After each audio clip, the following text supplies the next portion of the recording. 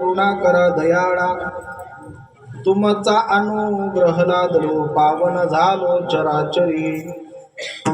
मी कळा कुसरी काहीच नेने बोलतो वचने अति भाविका। एका जनार्दने तुमचा दास त्याची आश पुरवावी। सेवे लागे सेवक झालो तुमच्या लागलो निज चरणा। अहो स्वामी तुकया देवा यावरी न करावा अभेर। जयांचे केल्या स्मरण होय सकळ विद्यांचे अधिकरण। तेचे वंदू श्री चरण श्री गुरूंचे नमस्कारोणी आता।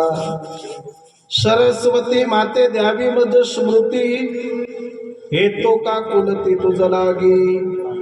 आपुल्या बाळासी धरी आता हाती, नकरे भजिती जनामध्ये। तुझ्या मंदिरी आर्त जीवास तृप्ती, तुझ्या दर्शनी लोक स्वानंद घेती। श्रुती धन्य झाल्या तुझे गीत गाता, तुझ्या पाय ऋषी सदा नम्र माथा। रायगडी मंदिरी वसे माझा राया, रायगडी मंदिरी वसे माझा राया। चरणासी अर्पितो अजन्म ही काया, जगदीश्वरासी जोडली ज्याचे ख्याती। प्रथम वंदे तो तया छत्रपती विठ्ठल।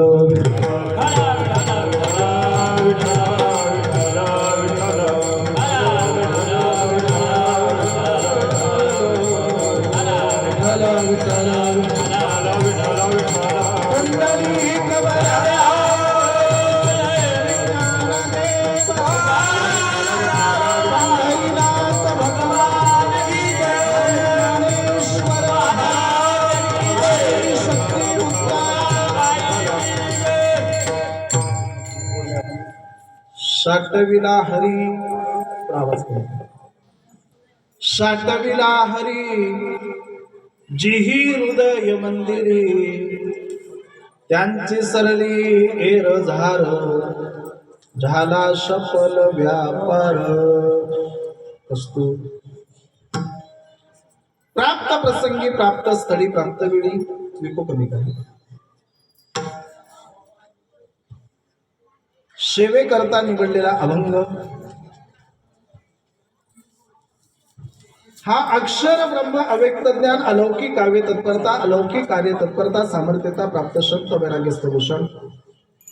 ज्ञानियांचे राज्य साधकांचे मायबाप कैवल्य सम्राट चक्रवर्ती अलंकापूर निवासी संत सम्राट महावैष्णव माऊली ज्ञानोबा।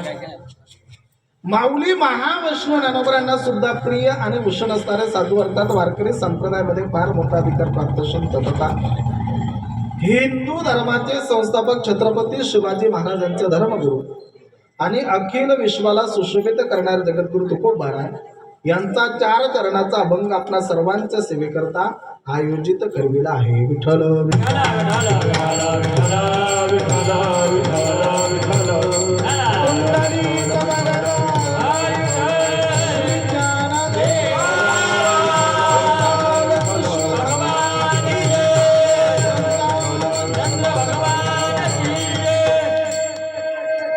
सेवेकरिता जो आपण अभंग निवडलेला आहे तो अभंग वैराग्य राग रसिकत्व प्राप्त मुक्त कैवल्य तेजो निधी पंचम वेद निर्माते भगवान श्री जगद्गुरु तुकोबा यांचा आहे। अभंगावरती बोलण्यापूर्वी काही चिंतन मांडण्यापूर्वी अल्पशा परिहार द्यायचा तो अशा की धर्म मंडपामध्ये बसलेल्या सर्वांना ज्ञात असलं तरी सुद्धा येणाऱ्या भक्ताचं सांगणे प्रदान कर्तव्य ठरते आणि मला अनुसरून सच्चिदानंद गण करुणा वरुणालय तोरतोर संत महात्म्यांच्या पदस्पर्शाने पुनीत पावित वसलेले असलेल्या आपल्या श्री क्षेत्र रावेर नगरीमध्ये रथगल्ली नगर परिषदेमध्ये भगवान परमेत्म्याच्या असीम कृपेने साधू संत महात्म्यांच्या कृपा आशीर्वादाने समस्त मानवाच्या मानवी सामंजस्याने आपण सर्वजण मानवी जीवन जगत आहात। ते मानवी जीवन जगत असताना गावातील सण उत्सव सोहळे परंपरा एकमेकाच्या सुखदुःखामध्ये सहभागी होण्याची आपल्या गावची पवित्र नैतिकता आणि त्याच नैतिकतेचं पायकत्व म्हणून आपल्या शहरातील आपल्या गल्लीतील आपल्या गावातील सर्वांचे सुपरिचित असे असलेले परंतु गेल्या 12 दिवसापासून आपल्यामध्ये नसलेले. लक्षात घ्या, आपल्या सर्वांचे सुपरिचित असे असलेले परंतु गेल्या 12 दिवसापासून आपल्यामध्ये नसलेले वैकुंठवासी रामभाऊ सुपडू चौधरी यांच्या उत्तर कार्याच्या निमित्ताने त्यांचे चिरंजीव भूषण रामभाऊ चौधरी आणि त्यांचे नातू ऋषिकेश भूषण चौधरी या संपूर्ण चौधरी परिवाराच्या वतीने आयोजित केलेला हा 1 दिवसीय कीर्तन महोत्सव आणि या कीर्तन महोत्सवातील आज त्या कीर्तनाची सेवा त्या संपूर्ण चौधरी परिवाराच्या वतीने आदरणीय भूषण दादांच्या वतीने आमचे हरिभक्त परमश्री आदरणीय ज्यांना पारमार्थिक क्षेत्रामध्ये आमचा कडवड आहे, आंतरिक प्रेमाचा ओलावा आहे, असे आमचे आदरणीय प्रमोद दादा संभाजीनगरकर म्हणजे रामभाऊ बाबांचे 3 नंबरचे जावई आदरणीय प्रमोद दादांच्या माध्यमातून माझ्यापर्यंत आलेली ही कीर्तनाची सेवा आहे. असो त्यांनी दिलेल्या कीर्तनाच्या निमंत्रणामुळे का होईना किंवा काकांच्या उत्तर कार्याच्या निमित्तामुळे का होईना येणं केनं प्रकारे कोणत्या प्रकाराने का होईना तुम्हासारख्या थोर मातेपित्यांचा माझ्यासारख्या अज्ञान पामर बालकाला दर्शनाचा लाभ झाला हे मी माझं थोर परमभाग्य समजतोय. आणि म्हणून प्रथमतः ज्या माऊली ज्ञानोबरांच्या सहवासामध्ये राहून आम्ही आळंदीला 5 वर्षापर्यंत अध्ययन केलं त्या माऊली ज्ञानोबरांना मनोभावी व्यासपीठावर वंदन करतो. ज्या गुरुजनांकडे राहून अध्ययन केलं त्यांनाही वंदन करतो.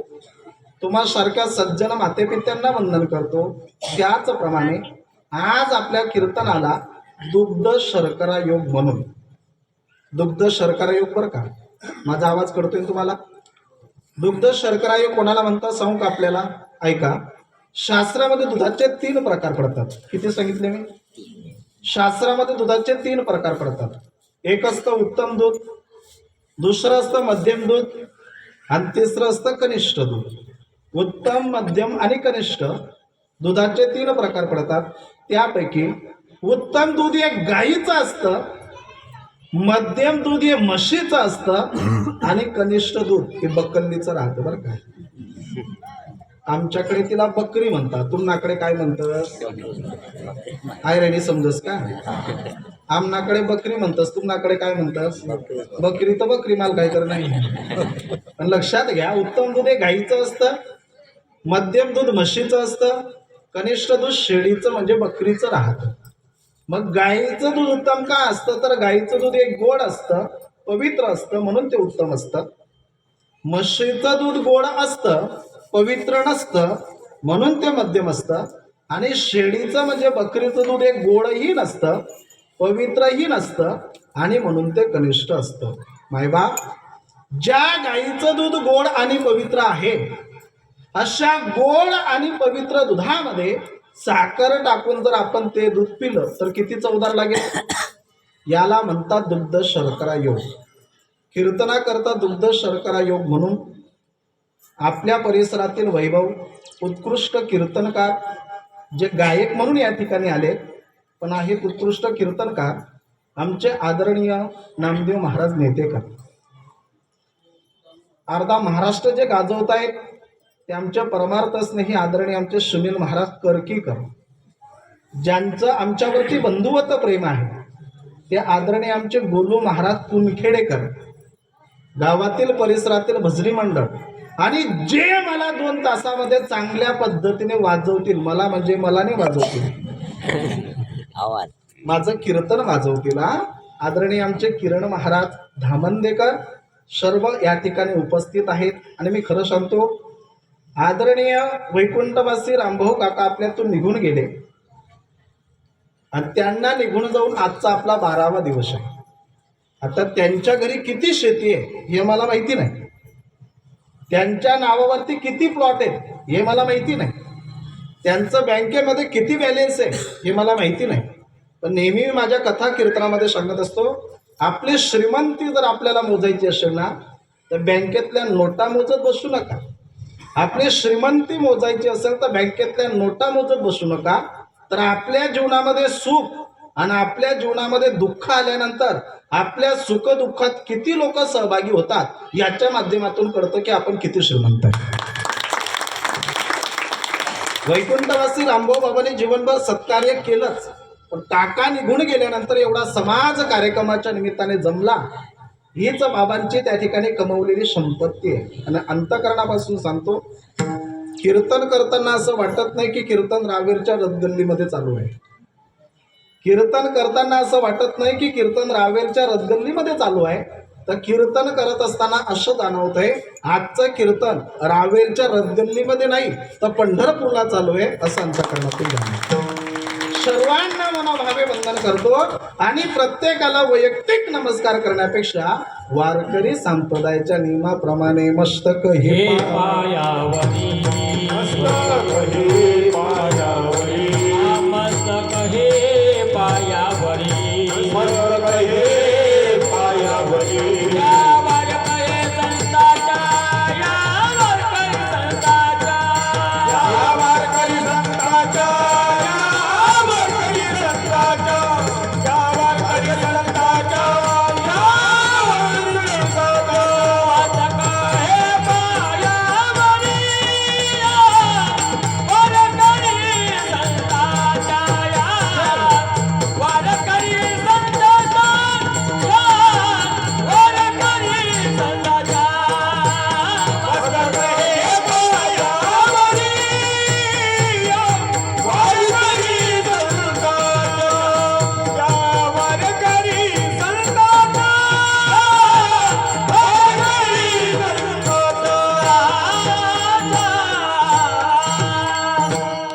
सर्वांना मनोभावे वंदन करून कीर्तन रूपी सेवेला प्रारंभ करतो. सेवेकरिता जो आपण अभंग निवडलेला आहे तो अभंग देवमान्य संत देहू निवासी जगद्गुरु तुकोबर यांचा आहे. आजच्या अभंगातून संत श्रेष्ठ जगद्गुरु तुकोबर आहे. या मृत्यू लोकामध्ये माणूस म्हणून जन्माला आल्यानंतर मानवाला जर जन्म मरणाची एरदार संपवायची असेल तर जन्म मरण रूपी एरदार संपवण्याकरता माणसाने कोणता उपाय करावा, माणसाने कोणता पर्याय करावा, माणसाने कोणतं साधन करावं, त्या साधनाचा अवलंब जगद्गुरु तुकोबर आहे या अभंगाच्या माध्यमातून आपल्यासमोर मांडण्याचा प्रयत्न करत आहेत. मायबाप, वैकुंठवासी काकांच्या उत्तर कार्याच्या निमित्ताने घडून आलेला कीर्तनाचा योग आहे. ऐका, या मृत्यू लोकाचा नियम असा आहे की या मृत्यू लोकामध्ये जो माणूस म्हणून जन्माला आला त्या प्रत्येक माणसाला एक दिवस मरण ही निश्चित येणार आहे.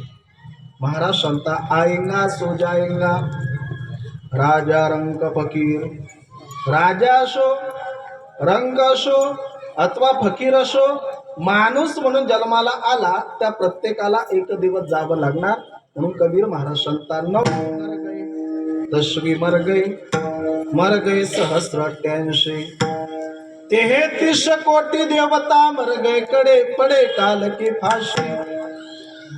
9वीं मर गए, 10वीं मर गए सहस्र88. जो जन्माला आला त्या प्रत्येकाला जावं लागणार. म्हणून मी नेहमी करता सांगत असतो, आजही सांगेन, तुम्ही महाराष्ट्रभर फिरा. महाराष्ट्रभर म्हणण्यापेक्षा तुम्ही हिंदुस्थानभर फिरा.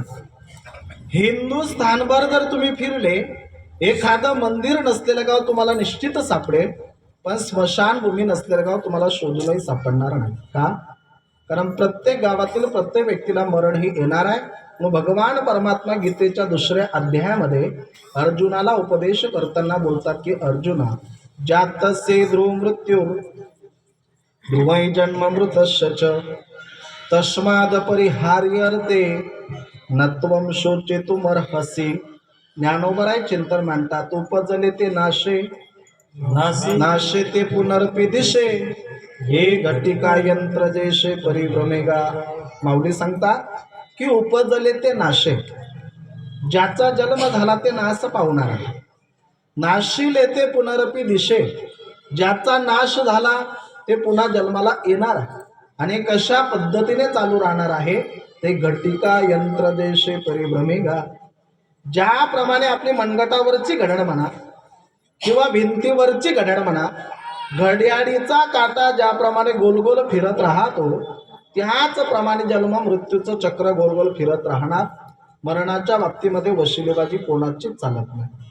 शास्त्र चिंतन म्हणतं की मातुलो यस्य गोविंद हा पिता यश धनंजय. शास्त्र सांगतं अर्जुनासारखा वीर ज्याचा बाप होता, कृष्ण परमात्मा सारखा ज्याचा मामा होता, त्याही अभिमन्यूला वशिल्याने मरण टाळता आले.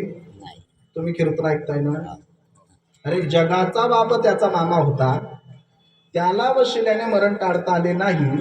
आपला मामा जर ग्रामपंचायतचा सदस्य असेल तर आपला वशिला चालेल का? चला पुढे. जगन्माता सीता ज्याची सून आहे, स्वर्गाचा राजा इंद्र ज्याचा मित्र आहे, प्रभू श्रीरामचंद्रजी सारखा ज्याचा मुलगा होता, त्याही दशरथ राजाला वशिल्याने मरण चुकले. उलट 4 पुत्र दशरथा, अंतकाळी एकही नव्हता. 4 पुत्र दशरथ राजाला होते, पण दशरथ राजे जेव्हा शेवटचा क्षण मोजत होते ना, तर 4 पोरांपैकी तोंडामध्ये पाणी टाकण्याकरता एकही पोरगा जागेवरती नव्हता. मरणाच्या बाबतीमध्ये वशिलेबाजी चालत नाही. एक उत्तर कार्याच्या निमित्ताने आपण एकत्र जमलो ना, म्हणून जाता जाता महत्वाचा मुद्दा मी तुम्हाला सांगून जातो ऐका. जो माणूस आपल्या घरातून निघून गेला, जो पुण्य आत्मा आपल्या घरातून मरून गेला, त्या मेलेल्या व्यक्तीच्या बाबतीमध्ये माणसाने रडू नये, शोक करू नये, डोळ्यातून अश्रू अजिबात गाळू नये.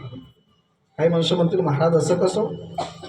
ज्यांनी तड हाताच्या फोडाप्रमाणे आमचा सांभाळ केला, ज्यांनी आमच्या करता हाडाचं काढ केलं, रक्ताचं पाणी केलं, रात्रीचा दिवस केला, आमच्या करता कोट्यावधीची प्रॉपर्टी कमवून ठेवली, आणि अशा जीवापाड प्रेम करणारा माणूस आमच्यातून निघून गेला, मग त्याच्या नावाने का रडू नये, का शोक करू नये, आणि का डोळ्यातून अश्रू गाळू नये? याचे कारण असं आहे, आपल्या हिंदू धर्मामध्ये गीता दर्पण नावाचा ग्रंथ आहे, आणि त्या गीता दर्पण नावाच्या ग्रंथामध्ये असं वर्णन आलं आहे की जो पुण्य आत्मा आपल्या घरातून निघून गेला, त्या मेलेल्या व्यक्तीच्या नावाने जर आपण डोळ्यातून अश्रू गाळले, तर आपण गाळलेले अश्रू त्या मेलेल्या जीवाला स्वतःच्या जिभेने चाटावे लागत असतात.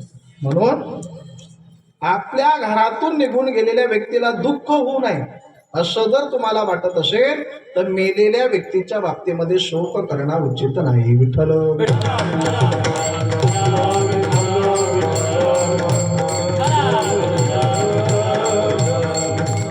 मेलेल्या व्यक्तीच्या बाबतीमध्ये शोक करणं उचित नाही. जो आला तो जाणार आहे. घरी झोपलेल्यांचं जाऊ द्या. जेवढे लोक कीर्तनाला जमलात, मी तुम्हाला असं विचारतो, प्रामाणिकपणाने बोलायचं, खोटं बोलायचं नाही का? कारण माझ्या उत्तर कार्याच्या कीर्तनामध्ये जो खोटं बोलतो त्याचे मेल्यावरती डोळे जातात बरं का. आता समजलं मला की तुम्हाला माझा आवाज कळतोय वास. जो माझ्या कीर्तनामध्ये खोटं बोलतो त्याच्या मेल्यावर काय जातात? सगळ्यांचे जातात. 10:15 उघडे राहू द्या बरं का. जेवढे आपण कीर्तनाला जमलेले आहात, मी तुम्हाला असं विचारतो, एवढ्यांपैकी छातीवर हात ठेवून कोणी सांगू शकतं का की जोपर्यंत चंद्र सूर्य आहे तोपर्यंत पठ्या रावेर सोडणारच नाही? जाऊ दे, मी खूप लांबचं बोललो, जवळचं बोलतो. 100 वर्ष मी जगेल अशी कोणाला गॅरंटी का? 100ही जाऊ द्या, 1 वर्ष मी जगेल अशी कोणाला खात्री का? एकही जाऊ द्या. 1 वर्षाचे किती महिने? फटाफट बोला. पुढच्या महिन्यापर्यंत मी जगेल अशी कोणाला खात्री का? 1 महिन्याचे किती दिवस? पुढच्या दिवसापर्यंत मी जगेल अशी कोणाला खात्री? 1 दिवसाचे किती तास? पुढच्या तासापर्यंत मी जगेल अशी कोणाला खात्री? 1 तासाचे किती मिनिटं? पुढच्या मिनिटापर्यंत मी जगेल अशी कोणाला खात्री? बरं, 1 मिनिटाचे किती सेकंद? पुढच्या सेकंदापर्यंत मी जगेल अशी कोणाला खात्री? याचाच अर्थ आहे क्या भरोसा है क्या भरोसा है इस जिंदगी का, क्या भरोसा है इस जिंदगी का, क्या भरोसा है इस जिंदगी का. साथ देती नहीं, साथ देती नहीं, साथ देती नहीं है किसी का, क्या भरोसा है इस जिंदगी का, क्या भरोसा है इस जिंदगी का, क्या भरोसा है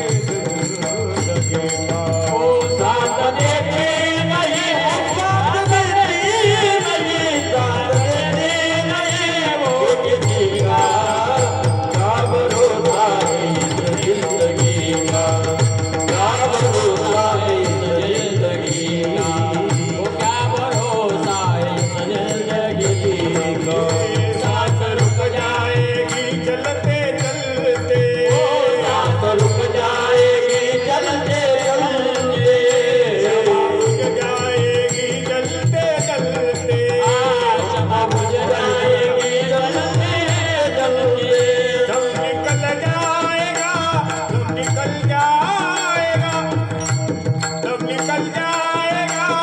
क्या भरोसा है इस जिंदगी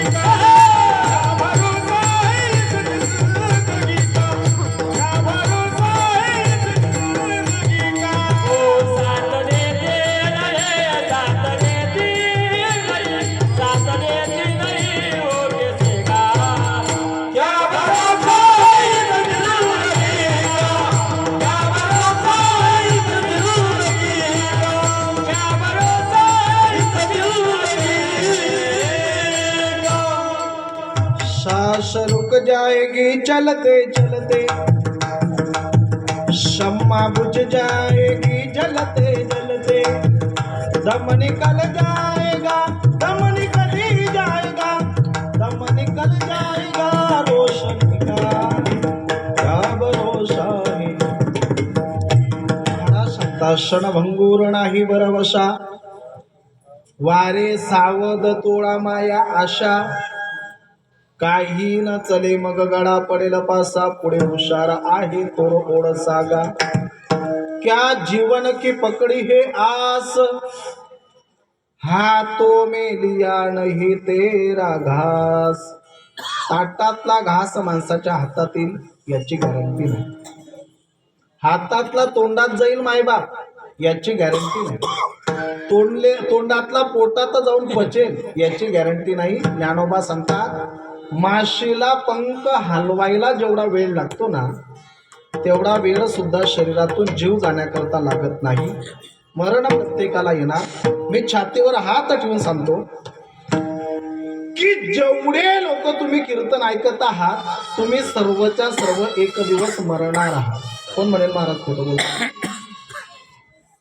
तुम्ही जागीत न सगळे कोण म्हणेल महाराज खोटं बोलतोय का मी जेवढे तुम्ही कीर्तन ऐकत आहात तुम्ही एक दिवस हुशार लोक म्हणतील महाराज आम्ही तर एक दिवस मरणारच आहोत पण तुम्ही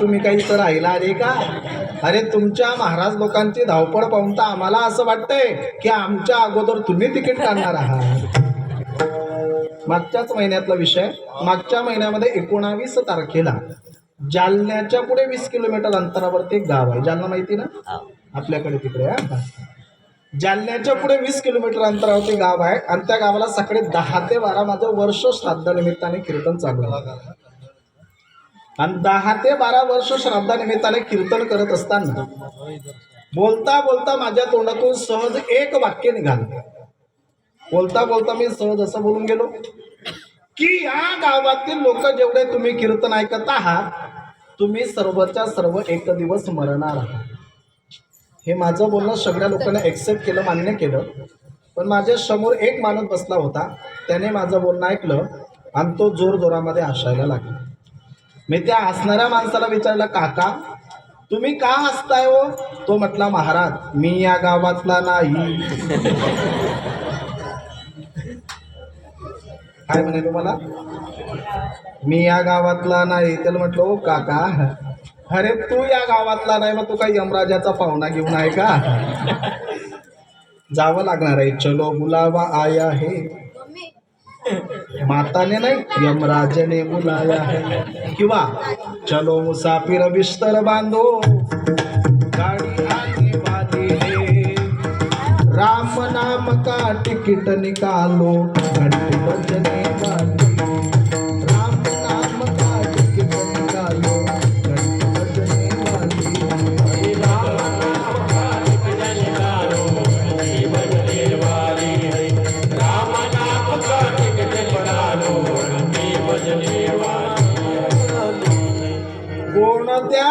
माणसाची घंटी केव्हा वाजेल महाराज हे अजिबात काही सांगता येत नाही. म्हणजे मरण माणसाला कधी हे सांगता येत नाही. तो जास्त दूरचं जाऊ दे, अगदी सोपं तुम्हाला स्वयंपाकघरातलं उदाहरण मी सांगतो. हे माझं बोलणं मायमाऊलींच्या लगेच ध्यानामध्ये. काही माणसं म्हणतील महाराज आमच्या ध्यानामध्ये येणार नाही का? माणसांच्याही ध्यानात येईल, परंतु कोणत्या माणसांच्या? ज्या माणसांना घरामध्ये बाईला थोडीफार मदत करू लागायची सवय आहे. म्हणजे ते करतात असं मला म्हणायचं नाही. हा, काही लोकांना सवय राहते. कशी सवय राहते? तिने जर चहा केली, हा भाऊ भांडे घासून घेतो. तिने जर कपडे धुतले तर हा पिळून काढतो. जर गोड बोलली तर धाब्यावर तोच सुकवायला टाकतो. दुपारी धमकी दिली काढून बी आणतो, घड्या करून कपाटात बी तोच ठेवतो. त्याच्यामुळे ज्यांना मदत करायची सवय त्यांचा माझं बोलणं ध्यानामध्ये येईल. अगदी सोपं स्वयंपाकघरातलं उदाहरण मी तुम्हाला सांगतो बघा. आपण स्वयंपाकघरामध्ये गॅस सांडली भरून आणतो. गॅस आहेत ना प्रत्येकाच्या घरात? आपण गॅस सांडली भरून आणली की हंडी भरून आणल्याची तारीख हंडीवरती म्हणा, भिंतीवरती म्हणा, कॅलेंडरवरती म्हणा, हंडी भरून आणल्याची तारीख आपण लिहून ठेवतो की या तारखेला घरातला गॅस भरून आणला. एवढ्या मायमाऊलींना मी तुम्हाला सांगतो, एवढ्या मायमाऊलींपैकी कोणी छातीवर हात ठेवून सांगू शकतं का की आमच्या घरातला गॅस याच तारखेला संपणार? सांगू शकता का मावशी तुम्ही? नाही. आणि जाता जाता गॅसचा गुणधर्म सांगतो ऐका. गॅसचा गुणधर्म असा आहे, ऐन वेळेवरती संपणं हा गॅसचा गुणधर्म आहे. जास्त स्वयंपाक करायचा असला तर घरातला गॅस जातो. जास्त पाहुणे जर आले तर घरातला गॅस.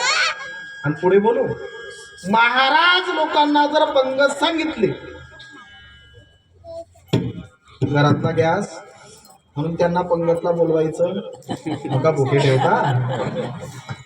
मला पुढचा भाग तुमच्या पुढे एवढा मांडायचा आहे की हंडी भरून आणल्याची तारीख लिहिता येते, पण हंडी संपण्याची तारीख लिहिता येत. याच्या पुढे बोलू का? याच्या पुढे जर बोलायचं झालं तर ऐका, जसं त्या हंडीचं आहे तसं. आता ह्या हंडीचं म्हटल्यावर एक टक लावून माझ्याकडेच पाहिलं पाहिजे असं काही नियम नाही. कीर्तन संपल्यावर घरी जा आणि तुमच्या अंड्या तुम्हीच तपासून पहा. कोणती हंडी? आपली देहा नावाच्या हंडीतून आत्मा नावाचा गॅस कधी संपून जाईल हे अजिबात सांगता येत नाही. त्याच्यामुळे महाराज सांगता, येथे नाही उरो